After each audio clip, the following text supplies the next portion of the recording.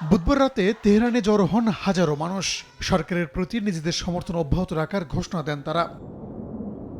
কূটনৈতিক প্রচেষ্টার অংশ হিসেবে এদিন তেহরানে পৌঁছান পাকিস্তানের সেনাপ্রধান ফিল্ড মার্শাল আসিম মুনির ও স্বরাষ্ট্রমন্ত্রী মহসিন নাকভি। তাদের সঙ্গে বৈঠক করেন ইরানের পররাষ্ট্রমন্ত্রী আব্বাস আরাকচি। একই দিন সৌদি আরবের জেদ্দায় যুবরাজ মোহাম্মদ বিন সালমানের সঙ্গে বৈঠকে বসেন পাকিস্তানের প্রধানমন্ত্রী শাহবাজ শরীফ। আলোচনায় গুরুত্ব পায় ইরান ইস্যু।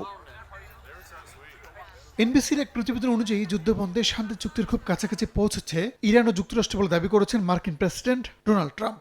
হোয়াইট হাউস জানিয়েছে দ্বিতীয় দফার এই বৈঠক ইসলামাবাদেই অনুষ্ঠিত হতে পারে। যুদ্ধবিরতির মেয়াদ বাড়াতে যুক্তরাষ্ট্র আনুষ্ঠানিকভাবে অনুরোধ করেছে, এমন দাবি সত্য নয় বলেও দাবি মার্কিন প্রশাসনের।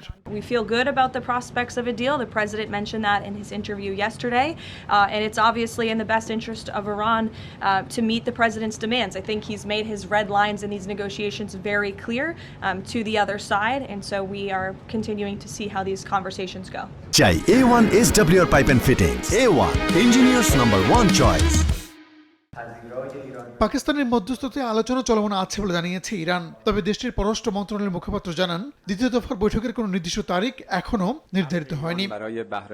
পাকিস্তানের মধ্যস্থতায় আলোচনা অব্যাহত রয়েছে। অপরপক্ষ যে দাবিগুলো করেছে সে বিষয়ে তারা সত্যিই কতটা আন্তরিক তা এখনো দেখার বিষয়। যুক্তরাষ্ট্রকেই তার আন্তরিকতা প্রমাণ করতে হবে, নিজেকে প্রমাণ করতে হবে।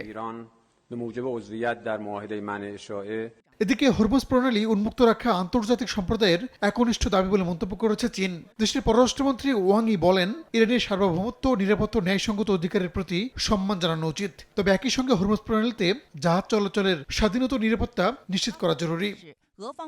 বার্তা সংস্থা রয়টার্সের এক প্রতিবেদন অনুযায়ী প্রণালীর বিধিনিষেধ শিথিল করার কথা বিবেচনা করছে ইরান। তেহরানের প্রস্তাব অনুযায়ী একটি চূড়ান্ত চুক্তিতে পৌঁছানো গেলে হরমুজ প্রণালীর ওমান অংশ দিয়ে আন্তর্জাতিক জাহাজগুলোকে বিনা বাধায় চলাচলের সুযোগ দেওয়া হবে। শান্তি আলোচনা এগিয়ে নেওয়ার মধ্যে ইরানের উপর অর্থনৈতিক চাপ বাড়িয়েছে যুক্তরাষ্ট্র। বুধবার মার্কিন অর্থ মন্ত্রণালয় ইরানের তেল পরিবহন অবকাঠামোর উপর নতুন করে নিষেধাজ্ঞা জারি করেছে। তবে চুক্তির পথে সবচেয়ে বড় বাধা হয়ে দাঁড়িয়েছে ইসরায়েলের অবস্থান। ইসরায়েলি সামরিক বাহিনী জানিয়েছে, তারা রাজনৈতিক নির্দেশনায় আপাতত যুদ্ধবিরতি পালন করলেও আলোচনার প্রতিটি মোড় পর্যবেক্ষণ করছেন। তারা হুঁশিয়ারি দিয়ে বলেছে, যে কোনো মুহূর্তেই আবারও ইরানে শক্তিশালী এবং দ্রুত হামলা শুরু করতে পুরোপুরি প্রস্তুত IDF। রাহানুল রানা, সময় সংবাদ।